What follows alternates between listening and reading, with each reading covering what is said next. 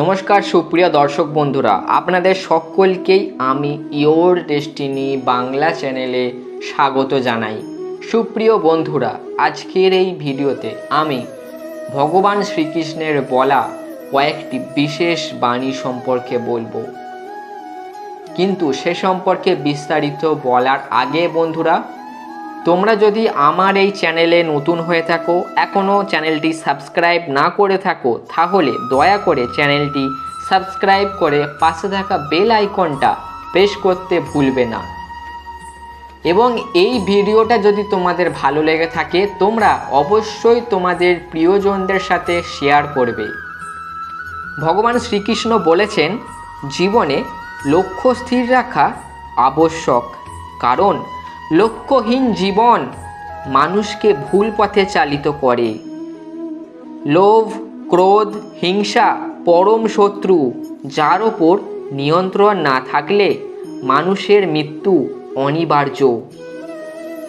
ইন্দ্রিয় থেকে প্রাপ্ত আনন্দ প্রথমে অমৃতের মতো মনে হলেও শেষ পর্যন্ত এটি বিষের ন্যায় ক্ষতিকারক হয়ে ওঠে, যা কেবল মানুষের জীবনকে পাপে পরিপূর্ণ করে তোলে।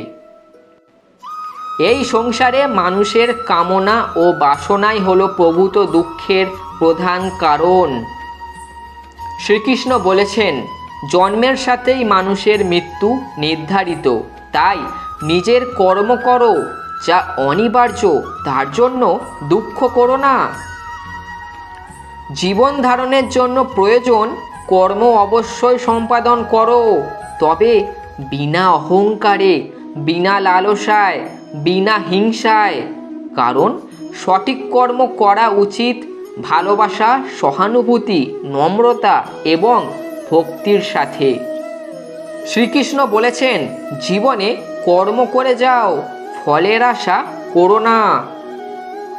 মনের স্থিরতার জন্য শান্তি, ভদ্রতা, নীরবতা, আত্মসংযম এবং পবিত্রতার শিক্ষা গ্রহণ করা আবশ্যক।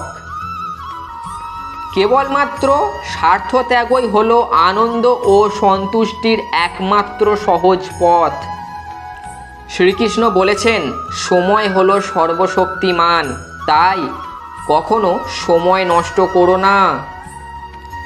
জড়বস্তুগত সুখ সর্বদা ক্ষণস্থায়ী, কেবল ঈশ্বরের প্রতি আত্মসমর্পণ এবং ভক্তি হলো অনন্ত সুখের একমাত্র পথ।